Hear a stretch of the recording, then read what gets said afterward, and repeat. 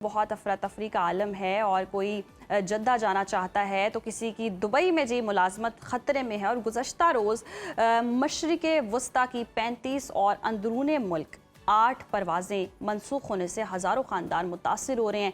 पेशावर से दोहा, Riyadh, Dubai और Abu Dhabi, Sharjah की जी 12 परवाज़ें गैर शेड्यूल हुई हैं।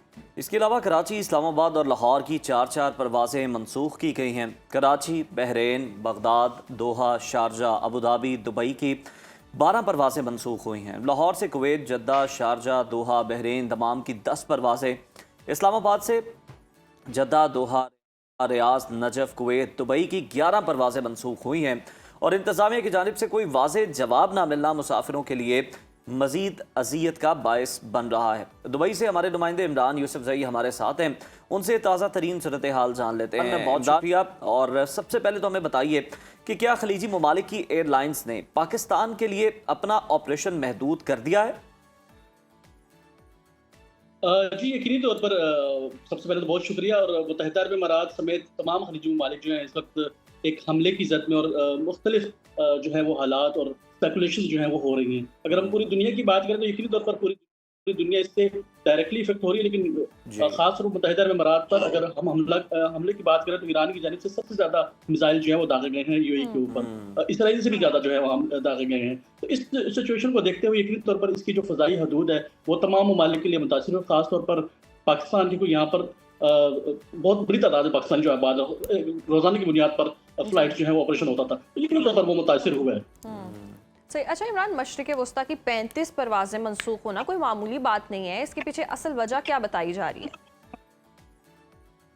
जी बिल्कुल, असल वजह तो यही है कि जो सिचुएशन है वो हालात जो है वो गैर मामूली, क्योंकि अभी जब मैं ऑफिस आ रहा था तो अभी 5 मिनट कबल भी मैंने हवा में जो है वो एक धमाका सुना है। और यकीनी तौर पर ये सिचुएशन जो है वो आम लोगों के लिए, और इस सिचुएशन में फ्लाइट्स ऑपरेशन को बहाल रखना मैं समझता हूँ एक अपनी ज़ात में, अपनी नौयत में एक नया और एक चैलेंजिंग फैक्टर है। क्योंकि और एक और बात बताऊँ, आपने पहले बात की कि लोग जो है वो खौफ में है, और लेकिन मैं अब जब ऑफिस आ रहा था तो हमें सबसे पहले जब धमाका होने लगता है तो उससे पहले एक मैसेज जो है वो हमारे मोबाइल फ़ोन पे हमें रिसीव होता है, और उसमें बताया जाता है कि आपसे कुछ देर बाद जो है वो इंटरसेप्ट किया जाएगा।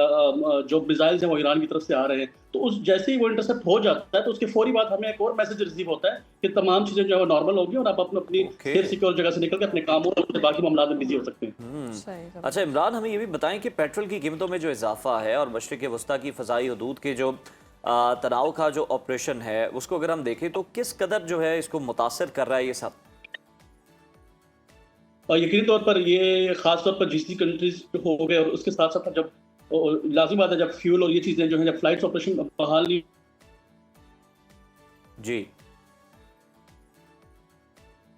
हुआ है कि ईरान की जानिब से फिर हमला किया गया, उसे इंटरसेप्ट करने की कोशिश की जा रही है। तो ये सिचुएशन है यहाँ पर। यकीनी तौर पर इससे जो है तमाम ममालिक जो है वो असर होंगे, और जीसीसी कंट्रीज जो है यकीनी तौर पर उनकी टूरिज्म पर, खास तौर पर अगर हम दुबई की बात करें, ये पर टूरिज्म इंडस्ट्री, यहाँ पे होटल इंडस्ट्री है, लेक्सस गाड़ियाँ होती हैं। तो डायरेक्टली मैं अगर आपको सीधे अल्फाज में कहूँ तो 3 इंडस्ट्री जो है वो यहाँ पर यूएई में जो है इससे डायरेक्टली इफेक्ट होंगी, लेकिन ओवरकम किया जाएगा जब जो लोग जा रहे हैं उनको पैगाम दिए जा रहे हैं, उनको गिफ्ट दिए जा रहे हैं कि आप अभी फिलहाल तो जा सकते हैं, लेकिन आप वापस आएंगे तो हम आप इसी दिल के साथ वेलकम करेंगे। अच्छा इमरान, हम देखते हैं सोशल मीडिया के थ्रू भी और वैसे भी जो इतलात आ रही हैं वो इसी तरह की हैं कि जी वहाँ सूरत हाल बहुत ख़राब है और प्रॉपर्टी रेट्स जो हैं वो बहुत गिर गए हैं।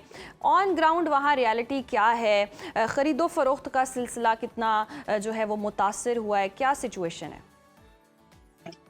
जी बिल्कुल, ये पहले दिन से हमने ये खबरें सुनी, और इसके बारे में जब हमने थोड़ी तफ्तीश की और जानने की कोशिश की कि हम बायर बनकर हम खरीदारों के पास फ़ोन्स कॉल की मुख्तलिफ प्रॉपर्टीज़ में, तो आप यकीन करें कि इस वक्त प्लॉट्स वगैरह, अपार्टमेंट वगैरह अवेलेबल ही नहीं है, सेलर्स अवेलेबल नहीं है, बायर बहुत ज़्यादा है मार्केट में। लेकिन सिचुएशन जो है वो उस तरह नहीं है यकीनी जो दिखाई जाती है, ये जो यहाँ से दूर बैठे हुए लोग देख रहे हैं। तो यकीनी तौर पर यूएई जो है वो लाइफ स्टेबल है। खासतौर पर मैं दुबई की बात करूँ, जैसे मैंने बताया कि मैं अपने घर से ऑफिस की तरफ आ रहा था तो हमें एक थ्रेट आया कि मिसाइल आ रहा है, और उसके चंद मिनट के बाद ही वो जो है वो क्लियर हो जाता है। तो प्रॉपर्टीज जो है फिलहाल तो रेट्स स्टेबल है, लेकिन ये तमाम बिल्कुल ठीक है। यानी आप बता रहे हैं कि बाकायदा तौर पर हुकूमत की जानिब से आगाह भी कर दिया जाता है कि जो भी सूरत हाल है अटैक की सूरत में, और फिर लोगों को बताया जाता है कि जनाब आप अब महफूज जगहों पर चले जाएं।